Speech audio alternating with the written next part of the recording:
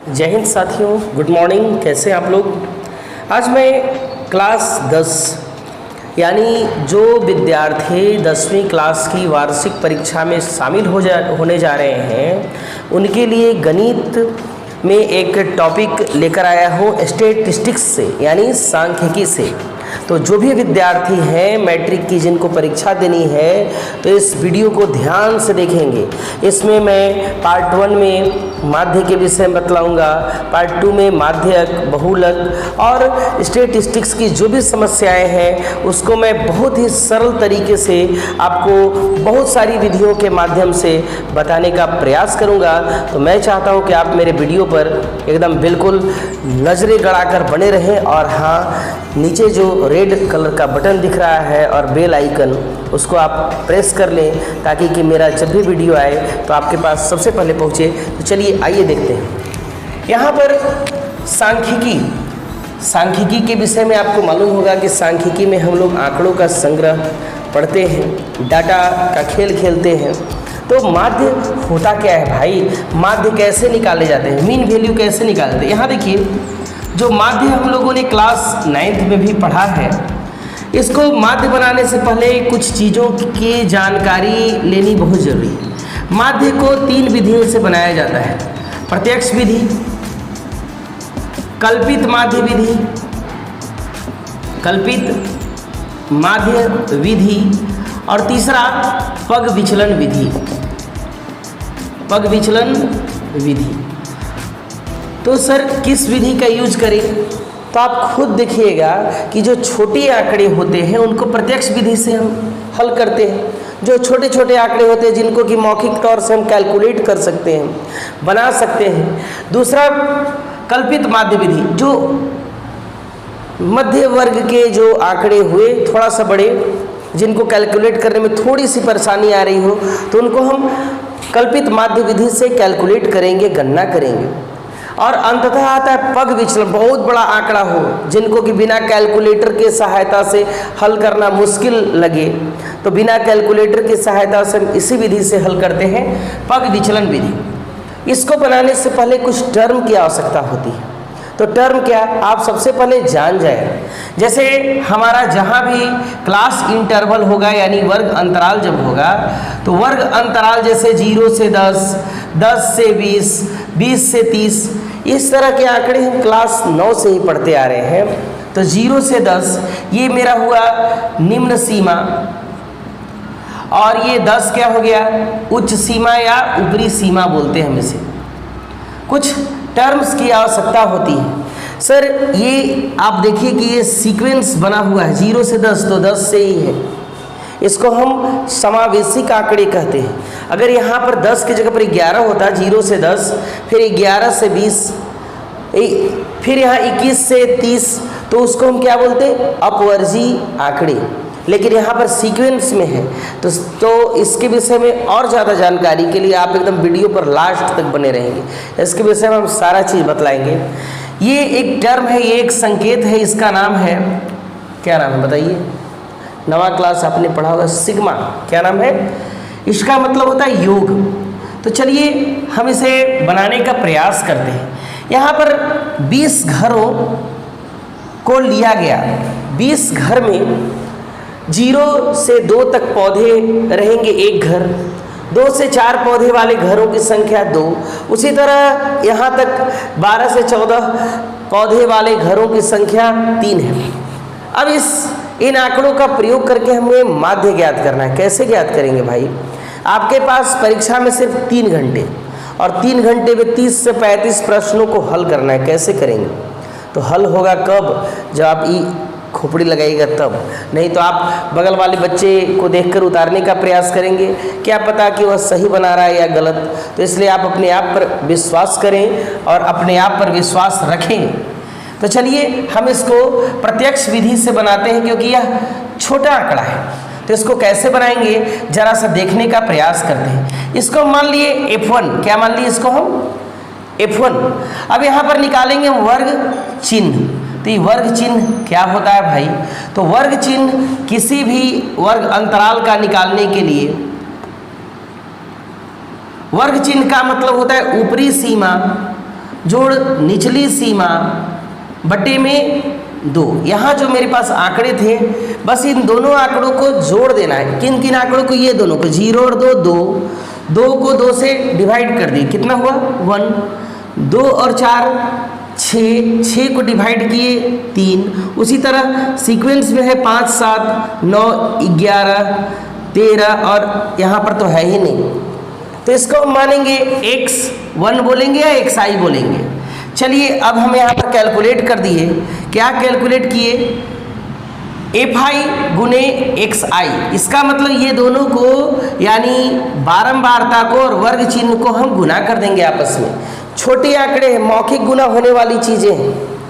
1 एकम 1, 2 तिया 6, 5 एकम 5, 7 बचे 35, 9 छक 54, 11 दूनी 22, 13 तिया 39।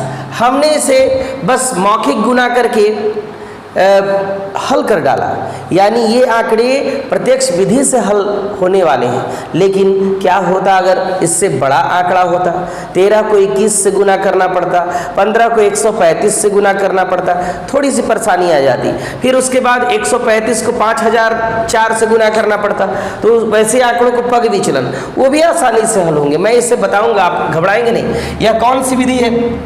अगर आपसे परीक्षा में पूछे तो यह माध्य निकालने की प्रत्यक्ष विधि है। माध्य निकालने की प्रत्यक्ष विधि है। आप लोग इसको स्क्रीनशॉट भी ले सकते हैं अपनी जानकारी के लिए, क्योंकि कुछ देर बाद मैं इसे इरेज कर दूंगा।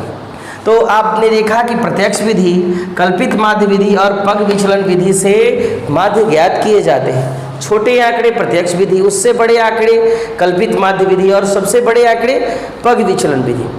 और हाँ, मैं बार बार कह रहा हूँ कि आप मेरे वीडियो पर लास्ट तक बने रहेंगे अगर आपको समझना है तब, और नहीं समझना है तो फिर तो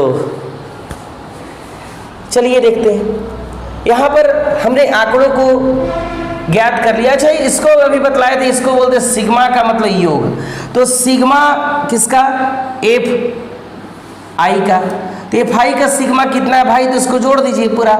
उसी तरह ये कितना हो गया? सिग्मा एफ आई एक्स आई, ये सभी का योग तो जोड़िए तो 1 6 7 और 5 12, 5 17 4 21 2 23 और 9 32 के 2, कैरी फॉरवर्ड 3 करना है। 3 और 3 6, 5 11 2 13 और 3 यानी 162। अब आप देखिएगा कि इसको कितनी आसानी से हम हल करते हैं। अब देखिए तो प्रत्यक्ष विधि से माध्य, प्रत्यक्ष विधि से माध्य। अगर परीक्षा में आपको किसी स्पेसिफिक विधि से अगर पूछेगा कि प्रत्यक्ष विधि, तो आप प्रत्यक्ष विधि ही बनाएंगे। कल्पित माध्य विधि तो कल्पित माध्य विधि ही बनाएंगे। पग विचलन विधि तो उसी विधि से बनाएंगे। लेकिन अगर नहीं पूछा तो माध्य निकाले तो आपको जो अच्छा लगे उससे आप निकाल दीजिए, नो प्रॉब्लम। यहाँ देखिए तो क्या होता है? Sigma x I F I बटे में सिग्मा एफ आई। तो आप बोलिए सर अभी तो लिखे आप एफ आई एक्स आई, तो एफ आई गुने एक्स आई या एक्स आई गुने एफ आई एक ही होता है। गुना में दोनों चलता है, 2 गुने 3 या 3 गुने 2, दोनों आपस में इक्वल है। तो ये कितना हो गया? 162। और ये मेरा एफ आई कितना था? यहाँ देखिए ये एफ आई एक्स आई, और ये कितना है? 20, 2 से 10 टाइम्स में, 2 से 81 टाइम्स में, यानी 81/10। तो अगर हम 10 से इसको डिवाइड करते हैं तो 10 से डिवाइड करने के बाद क्या हुआ? 8.1। ये मेरा कौन सा विधि से हुआ? प्रत्यक्ष विधि से। सर अगर इसे हम अन्य विधियों से निकालें तो बन जाएगा? बिल्कुल बनेगा। तो इसको हम आगे देखते हैं। जैसे एक सारणी दी हुई है कि पौधों की संख्या, मैं इसी क्वेश्चन को जिसे मैंने प्रत्यक्ष विधि से बनाया, इसे मैं कल्पित माध्य विधि से बनाने का प्रयास कर रहा हूँ। तो कल्पित माध्य विधि क्या होता है? इसमें कल्पना की जाती है, माना जाता है। ये पौधों की संख्या दी हुई है, घरों की संख्या दी हुई है, वर्ग चिन्ह तो हमने अभी सीखा ही कि ये दोनों को जोड़कर 2 से डिवाइड कर दिए। इस तरह मैंने निकाल लिया। तो कल्पित माध्य विधि में कुल 5 कॉलम बनते हैं, प्रत्यक्ष विधि में 4, कल्पित माध्य में 5 और पग विचलन में 6। तो यहाँ पर हम क्या लिखेंगे? D I. डी का मतलब एक्स आई माइनस ए, तो सर ए किसको माने, और यहाँ पर लिखना होगा F I into D I, यानी अब इसका मल्टीप्लाई इससे होगा। तो चलिए इसको आसानी से हम जानने का प्रयास करते हैं। पहले देखेंगे इसमें कितने वर्ग अंतराल, 1 2 3 4 5 6 7, यानी आपको वर्ग चिन्ह में देखना है, 3 इधर से और 3 इधर से, तो बीच में कितना बच गया, ओनली 1। तो यहाँ इसको हम ए मान लिए, माना कि कल्पित माध्य यानी ए बराबर कितना 7, ए बराबर क्या मान लिए हम 7। तो अब इसमें क्या करना है कि एक्स आई यानी ये वाला, उसमें से ए को घटाना है, यानी ये कितना है 1 माइनस 7, इसमें से आपको इसको घटा देना है, यानी -6, 3 माइनस 7 -4, 5 माइनस 7 -2, 7 माइनस 7 0, अब 9 माइनस 7, क्योंकि एक्स आई मेरा ये है, इसमें से यानी 2, 11 में से 7 4, 13 में से यानी 6। इस तरह हमने तो यहाँ पर इसको निकाल लिया। अब आप इसको गुना कीजिए, एफ आई को और डी आई को कैसे गुना होगा बताइए। 6 एकम -6, 2 चौके -8, 1 दूनी की -2, 0, 6 दूनी 12, 2 चौके 8, 3 छके 18। अब आपको यहाँ पर क्या करना है, इसको जोड़ना यानी sigma F I D I कितना हुआ भाई, तो हम देखेंगे कि +8 और -8 कट गया, तो मेरे पास कितना बचा, 12 और 18 30, 30 में से 6 और 2 8 दे दिए, तो 8 दे दिए तो कितना बचा 22, कितना बचा 22। आपको नहीं बुझाएगा तो आप उसको ऐसे कीजिएगा कि प्लस का मतलब कि मेरे पास है, माइनस का मतलब हमको दूसरे को देना है, तो हम इसको दे लिए, तो 22 बचा। यहाँ पर सिग्मा एफ आई कितना है, इसको कैलकुलेट करके हम इसको ऐड करेंगे 20। तो इसलिए कल्पित माध्य विधि से माध्य, इसका एक फार्मूला है कि A plus sigma F I D I बटे में सिग्मा एफ आई। तो A का मतलब किसको माने थे 7 plus F I D I कितना आया 22 बटे में एफ आई कितना है, तो यहाँ है 20, तो 2 से 10 टाइम्स में और ये 11 टाइम्स में, यानी 7 + 10 से 11 में भाग दीजिए 1.1 यानी 8.1।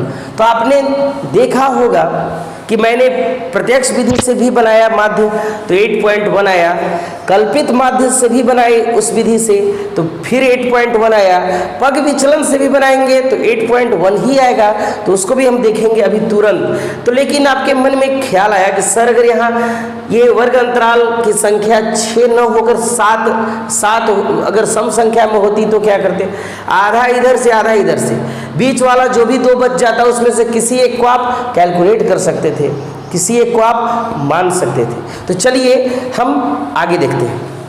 तो आइए अब हम पग विचलन विधि सीखते हैं। हमने अभी प्रत्यक्ष विधि सीखा, कल्पित माध्य विधि सीखा, अब पग विचलन विधि सीखते हैं। लेकिन हाँ बच्चों, आप एकदम ध्यान से इस वीडियो पर बने रहिएगा, क्योंकि आपकी कक्षाएं तो कोरोना काल में काफ़ी बाधित हुई हैं, तो इसलिए ऑनलाइन का ये जो नया ट्रेंड्स है ये हमें मंजिल तक पहुंचाएगा। तो चलिए आइए देखते हैं। इसमें हम 6 कॉलम बनाएंगे, 1 2 3 4 5 और 6। हमने 3 कॉलम तक पढ़ा प्रत्यक्ष विधि में, ये 4 कॉलम तक 5 कॉलम तक पढ़ा कल्पित माध्य विधि में। अब पग विचलन विधि उसी को छोटा करने का एक तरीका है।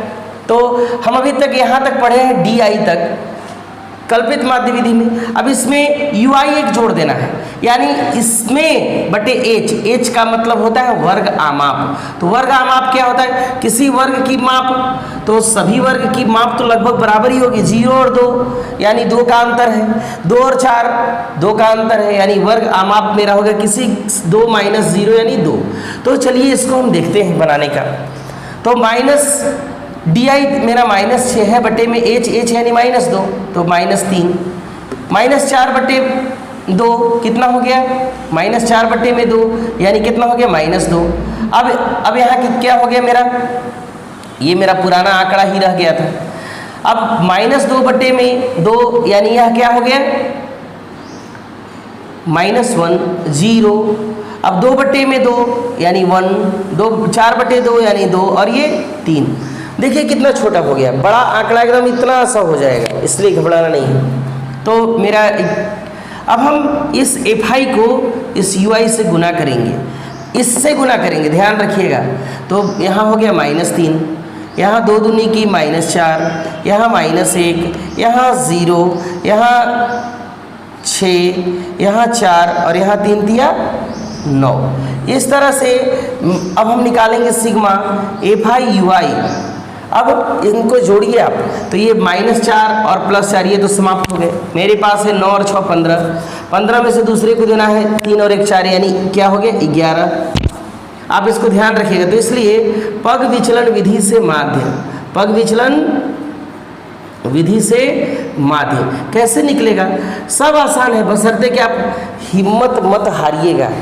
तो क्या हो गया सिग्मा, जैसे उसमें fi di लिखते थे, इसमें fi ui लिखेंगे, बटे सिग्मा fi इंटू h, जिसको कि हमने यहाँ पर डिवाइड कर दिया था, वहाँ मल्टीप्लाई हो जाएगा, बस केवल दिमाग लगाना है। तो एक इसको हमने माना है कल्पित माध्य विधि में 7 को, प्लस ui di कितना आया 11/fi 20 इंटू h तो अभी निकाले 2 से 10 टाइम्स में, यानी 7 + 11/10 यानी 7 + 1.1 यानी 8.1।